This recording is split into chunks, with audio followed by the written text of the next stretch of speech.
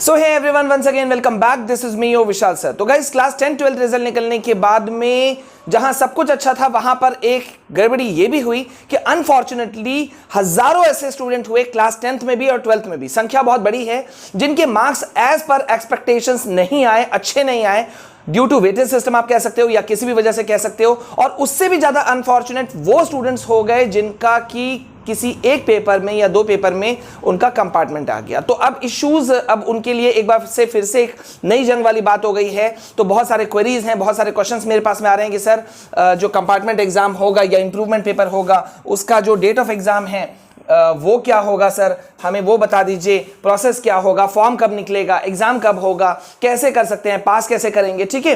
तो ये सारी चीजों में डिस्कशन हम लोग कर लेंगे अभी इसी वक्त इसी जगह। लेकिन एक पॉइंट है, देखो, सबसे पहले मैं आप लोगों से ये कहना चाहता हूं बच्चों कि दिमाग से ये बात निकाल दो कि कंपार्टमेंट है तो बहुत बड़ा इश्यू हो गया, ऐसा कुछ भी नहीं है। अभी आप गौर करो, मैं भी आपको सारी एग्जाम डेट वगैरह सब कुछ बता दूंगा, लेकिन स्टिल यू हैव टाइम, ठीक है। और ये कोई गड़बड़ी नहीं हुई, मतलब आपके साथ में जो हो गया, देखो, उसको लेकर के अगर आप बैठोगे तो इससे भी ज्यादा फिर आपको दिक्कत का सामना करना पड़ सकता है। आपको ईआर नहीं आया, बहुत सारे बच्चों को तो मैं देख पा रहा हूं कि एसेंशियल रिपीट, यानी कि वो फेल ही हो गए, उनको पूरे सब्जेक्ट्स के पेपर अगले साल फिर से लिखने पड़ेंगे। तो आप उन चीजों से बाहर हो। तो सबसे पहले पॉजिटिविटी लाओ कि यार मेरा एक पेपर है, ठीक है, और एक पेपर है और जितना टाइम आपको मिलेगा एग्जाम लिखने के लिए उतने में आप एक पेपर की तैयारी तो अच्छे से कर ही सकते हो। अब इशू ये है कि एग्जाम डेट्स वगैरह, सिलेबस वगैरह, ये सब कब क्या कुछ होने वाला है, ठीक है। तो देखो, यहां पे मैं आपको पहले बता दूं कि एग्जाम डेट शीट जो है वो सीबीएसई ने एक तरह से रिलीज कर दिया है, वो सब कुछ सामने में है।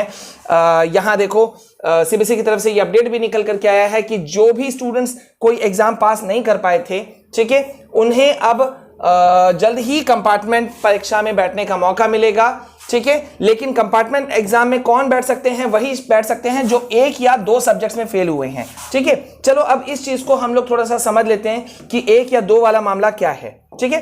तो जल्दी से पहले चलो और देखो यहां पे क्या सिनेरियो है। देखो, सबसे पहली बात ये कि कंपार्टमेंट जो है, ठीक है, मैं इसको कर लेता हूं। कंपार्टमेंट जो है, ठीक है, एक सेकेंड, यस, देखो, कंपार्टमेंट जो है, सबसे पहले ये बात है कि कंपार्टमेंट में क्या होता है, ठीक है। बहुत सारे बच्चे ऐसे होंगे जिन्होंने 5 सब्जेक्ट्स को फॉलो अप किया है, 5 सब्जेक्ट। तो 5 सब्जेक्ट में अगर किसी एक सब्जेक्ट में उनका कंपार्टमेंट आया है तो उनको उसी में देना है एग्जाम, ठीक है, नो इश्यूज। अब इसको आरटी, रिपीट थ्योरी भी क्लास 12 के लैंग्वेज में कहा जाता है कि मतलब आपको जिस पेपर में आपका रिपीट थ्योरी आया है, बस आपको वही पेपर आरटी आपको देना है, ओके। अब यहां पे बहुत सारे बच्चे ऐसे भी थे जिनका जो है जिन्होंने 6 सब्जेक्ट्स रखे थे, ठीक है, 6 सब्जेक्ट रखे और उनके मान लेते हैं 2 सब्जेक्ट्स में उनके आ गए कंपार्टमेंट, ठीक है। तो अब आपका ऐसे स्थिति में क्या चीज है? तो ऐसे स्थिति में एक पेपर तो आपका एडिशनल सब्जेक्ट में पेपर में चला गया, तो उसका इशू ही खत्म हो गया। तो मतलब जो पेपर एक बचा, जो एडिशनल के अलावा जो बचा, उसमें आपको देना है कंपार्टमेंट, ठीक है। तो कंपार्टमेंट का जहां तक बात है, अब यहां पे एक बड़ी बात है कि सर हम कंपार्टमेंट जो है वो हमारे पास में टाइम कितना है, ठीक है। तो देखो बच्चों, मैं आपको टाइम का जहां तक बात है, मैं आपको टाइम भी बता देता हूं।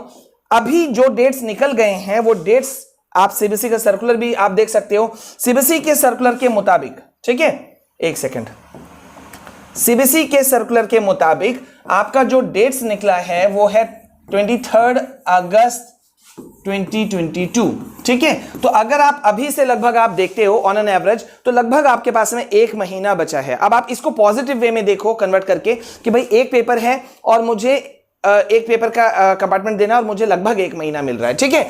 ये हो गया आपका एग्जाम डेट, 23 अगस्त से शुरू हो जाएगा, ठीक है। उसके बाद में पूरे देश भर में ये एग्जाम होगा, मैं भी आपको बताऊंगा। सिलेबस के बारे में आप लोगों का बहुत ज्यादा सवाल है, ठीक है, कि सर सिलेबस का क्या होने वाला है। तो सिलेबस आपका जो है वो टर्म 2 का ही रहेगा, ठीक है।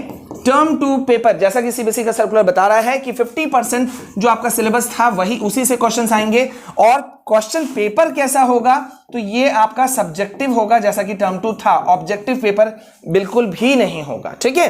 तो बहुत इश्यूज नहीं है। पहला बात, डेट की अगर हम बात करें तो देखो 1 महीना है। अगर हम सिलेबस की बात करें तो टर्म 2 यानी कि 50% आपका है।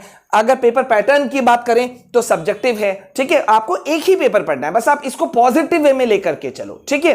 प्रोसेस जो पेपर का है वो ये है। तो मतलब बहुत ज्यादा आपको दिक्कतों का सामना नहीं करना पड़ेगा अगर आप अच्छे से तैयारी करोगे तो, ठीक है, और जो कि टाइम है, ठीक है। अब यहां पे देखो, एक चीज यहां पे मैं पहले बता देता हूं कि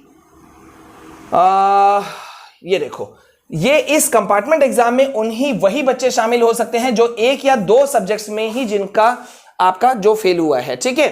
अगर कोई बच्चा 1 से ज्यादा में है, मतलब सॉरी 2 से ज्यादा में है, तो समझ जाइए उनको एसेंशियल रिपीट आया होगा, ER लिखा होगा, यानी कि फेल है। तो उनको पूरा जाना है सारे सब्जेक्ट्स का। तो क्लास 10 के मैटर की अगर हम बात करें तो यहां पे 2 सब्जेक्ट्स वाला चल जा रहा है, 2 सब्जेक्ट में कंपार्टमेंट लिख सकते हैं। और क्लास 12 की अगर हम बात करें तो यहां पे 1 सब्जेक्ट लिखने का परमिशन, जो अभी तक बात आया है, ठीक है।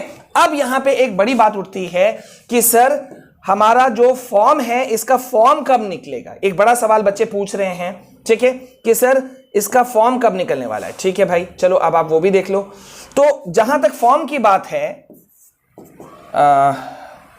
एग्जाम फॉर्म की बात है, ठीक है, तो फॉर्म आपको भरना है पहला बात स्कूल के थ्रू, ठीक है। अभी तक तो यही अपडेट है, ऑनलाइन का कोई अपडेट नहीं है। आपको स्कूल के थ्रू ये फॉर्म भरना पड़ेगा। इसका कोई मिनिमम चार्जेस होंगे, वो आपको पे करना पड़ेगा, ठीक है। और ये जो फॉर्म है इसके डेट्स आपके निकलेंगे, जो कि मुझे लगता है डेट होगा इसका मोस्ट प्रोबेबली नेक्स्ट वीक आपका हो सकता है, नेक्स्ट वीक में या इस वीक के अंदर में भी आपका जो है वो डेट आ सकता है।